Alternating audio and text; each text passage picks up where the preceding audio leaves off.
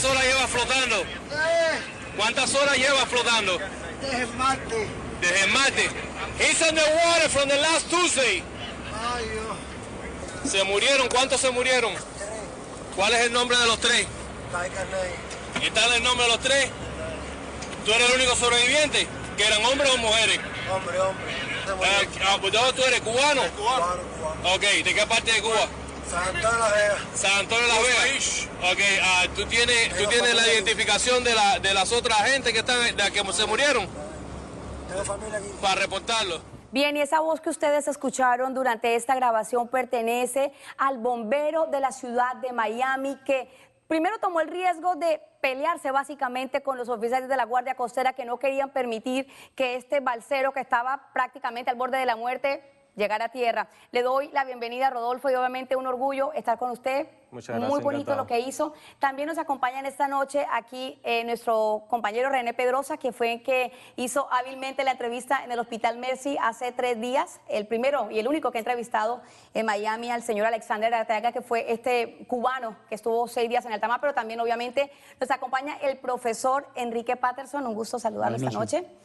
Rodolfo, yo quería preguntarle obviamente porque ha sido dentro de la tristeza y de la tragedia que representa la pérdida de 3 personas y más en estas condiciones, ha sido también muy bonito ver detrás de esto la historia tan humana que se vivió cuando vimos esta escena de este muchacho al borde de la muerte, desubicado, en condiciones muy dramáticas. ¿Qué pensaste en ese momento? ¿Te viste al borde de esa balsa en ese momento? Bueno, imagínense, hace 20 años atrás yo me tiré al agua desde las playas de Varadero en Cuba y con 2 cartas, una de llegar o de no llegar. Para mí me llegó muy bien de cerca porque éramos en la misma situación, éramos 4 en la balsa mía y ellos eran 4. Desafortunadamente 3 de ellos fallecieron y me llegó muy de cerca porque a veces cuando estaba dentro del mismo bote tratando de hablar con él, me olvidaba que estaba en uniforme y me creía más cubano que bombero. Me tenía que poner y entonces pensar que estaba como bombero y poderle darle los servicios médicos que necesitaba y poderlo llevar a tierra para que tuviera un chequeo médico más profundo por las condiciones en que estaba. Rodolfo, cuando usted hay una pregunta que usted le dice, ¿cuántos murieron? ¿Él le supo decir con exactitud? Él al principio nos dijo que eran 4 y que 3 de sus amigos habían muerto. Entonces él tenía en su billetera, él tenía la identificación de las 4 personas, incluyendo él. Cuando nosotros chequeamos la billetera con las 4 identificaciones, nos dimos cuenta que ese mismo día que nosotros rescatamos era su cumpleaños. Y la identificación de los otros 3 con el nombre y la fecha de nacimiento de cada uno. ¿Usted lloró en algún momento? Porque a mí como reportera me ha ocurrido en muchas ocasiones que hay historias que normalmente le tocan más a uno el corazón que otras. ¿Lloró en algún momento?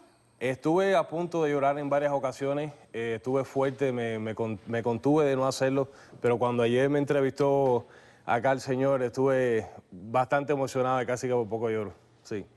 Ahora, ¿lo he podido ver en el hospital? ¿Ha podido hablar con él por teléfono? No he podido hablar con él por teléfono, he estado hablando con la señora que creo que es su pareja, he hablado con ella en varias ocasiones y ayer fue creo que le dieron el ok para poder entrar al hospital y estar con él, o sea, quedarse con él en la cama.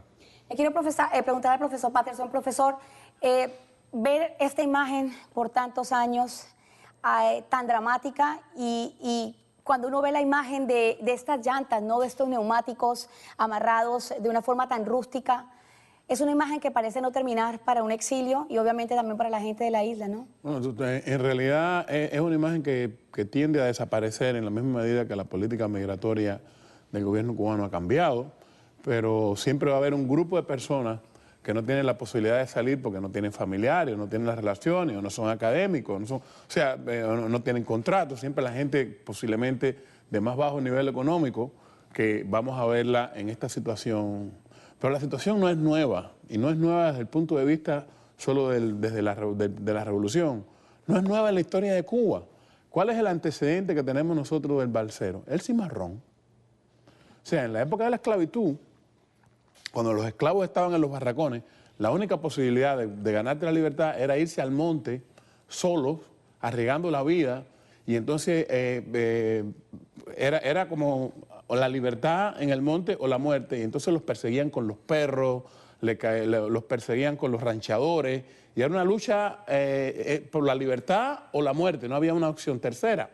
Lo único que este cimarrón ha devenido, y entonces en lugar de irse al monte, se va a un lugar donde si llega tiene menos riesgo, y en lugar de perseguirlo los perros, los persiguen los tiburones, ¿no? Pero es la misma imagen, o sea, un régimen que pone a la situación un régimen de esclavitud, y la gente para escapar tiene que salirse de ese orden, y es o la muerte o la libertad a cualquier precio. O sea, es una historia que se repite.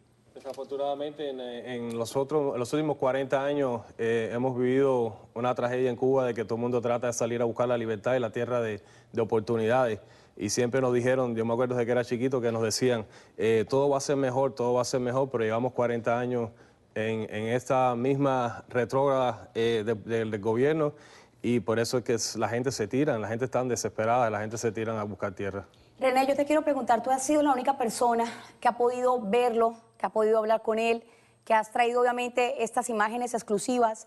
¿Qué viste en los ojos de Alexander cuando estuviste con él en el hospital? Es un hombre bastante fuerte, es un hombre de muchísima fe. Él tenía en su cuello una caridad del cobre, exacto, una medalla que dice que nunca se le cayó, Erika.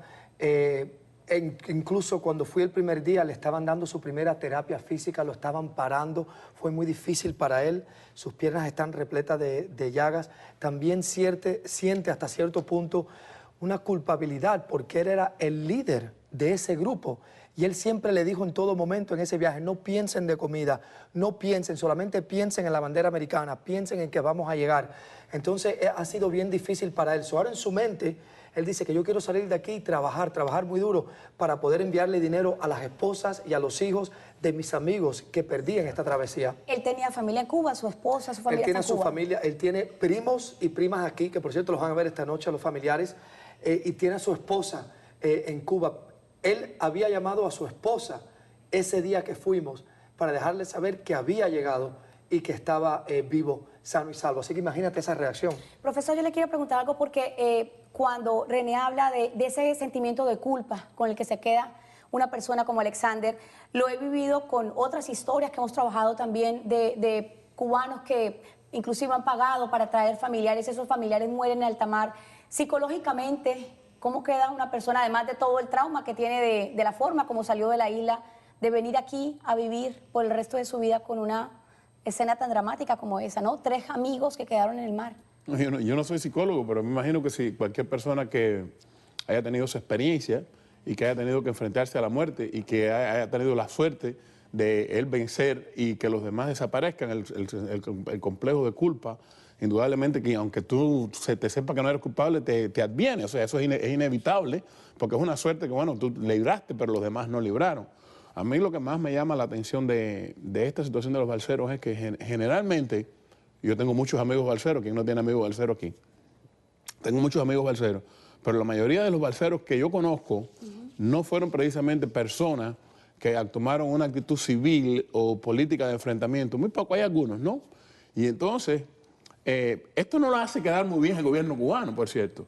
O sea, el típico balsero es la persona que se arriesga la vida para escapar de Cuba y ser libre, porque considera que eso es más seguro que cívicamente enfrentar al gobierno. Es más peligroso enfrentar al gobierno que arriesgar tu vida en el mar. Lo que quiere decir que el gobierno de Cuba, ellos lo ven peores que a los tiburones. Yo pienso que el gobierno cubano ya es un tigre de papel, pero que todavía hace daño. Pero en la mentalidad del cubano común, el gobierno cubano es más feroz y más criminal y que los propios tiburones a los que tiene que arriesgarse para escapar. Y eso no dice bien del gobierno. Tú dijiste algo que era, sin duda alguna, yo creo, Erika, que era el destino en este hombre llegar el día de su cumpleaños, encontrarse a un bombero. Justamente, balsero, René, de eso le quiero preguntar a Rodolfo, porque parte del destino se lo definió usted en el momento en que usted decide contradecir la orden que estaban dando los miembros de la Guardia Costera que no querían traerlo a tierra. Dentro de lo que puede, obviamente, Rodolfo, cuéntenos un poquito cómo surge esa confrontación con ellos Bueno, en realidad la Guardia Costera Americana siempre tiene un barco un poquito más afuera de las costas en la que ellos le dan primeros auxilios a personas que lo necesiten. Pero el problema es que esta persona necesitaba un poco más de primeros auxilios. Esta persona tenía muchas heridas en los pies, el imbalance de los electrolytes en el cuerpo estaban bien malos. Él necesitaba más de primeros auxilios, él necesitaba antibióticos, él necesitaba llegar a tierra para poderle sacar todo el líquido que tenía dentro de su cuerpo. En esa confrontación estuve con el guardacosta americano hasta que por fin, gracias a Dios, nos los dejaron ir. Entonces yo le tuve que decir, él no puede ir para el barco americano, él tiene que ir para la tierra, él necesita ir para el hospital porque él necesita mucho más que primeros auxilios, él necesita otro tipo de tratamiento médico, hasta que finalmente nos los dieron y nosotros lo pudimos llevar con el barco de fuego de nosotros hacia el Hospital Mercy. Fue un detrás para adelante, como unos, tengo entendido, de 45 minutos. Sí. Usted, dame el guardacosta, no toques ese cuerpo, dámelo al escampavía. Y ellos, no, ese hombre está en esta embarcación, es nuestra responsabilidad. Y en eso estuvieron 45 minutos, hasta que por fin le dijeron a estos señores, ok, llévenlo. Yeah. Rodolfo, cuando él le dice que está de cumpleaños, ¿qué piensa usted decir? Creo que usted le pregunta o él le pregunta en qué día estamos, cuántos días pasaron. Bueno, nos dimos cuenta, como le expliqué ahorita, nos dimos cuenta que era su cumpleaños por la identificación que tenía. Y me acuerdo que conmigo y con los otros compañeros que trabajan conmigo le decimos felicidades. Y ya cuando al final sabemos que nos los vamos a llevar para el hospital, o sea que va a tocar tierras americanas, fue cuando yo le dije, welcome to the United States. Y él se empezó a reír y casi como que se desmaya. ¿Pudo comer él? Creo que ustedes le trataron de dar un sándwich y estaba tan débil. No, nosotros no, desde el punto de vista médico, nosotros no podemos darle nada de comer porque le puede afectar en su cuerpo. Lo que le hicimos fue, le empezamos un suero y le dimos otro tipo de cubrirlo para el frío, para la hipotermia.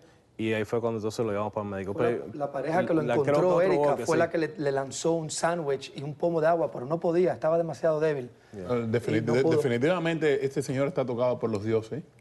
Definitivamente el día de su cumpleaños él volvió a nacer. Sí. Definitivamente no siempre uno tiene la oportunidad de sentarse frente a un héroe que le salva la vida a un compatriota. Sí, exacto. Y yo tengo esa oportunidad hoy. Pero además de crear una diferencia, porque primero es importante pensar en eso, Rodolfo. Creo que lo bonito de la historia es que una persona como usted, que vivió una historia similar, con una experiencia similar, ha marcado una diferencia en una época también muy bonita, ¿no? Así que lo felicito de corazón, me parece que es un orgullo. Muchas gracias. Un orgullo para la comunidad, no solo cubana, un orgullo para toda la comunidad. Yo creo que eso es uno de los trabajos de nosotros, es ser bombero, ayudar a las personas y la parte sentimental es muy importante en nosotros.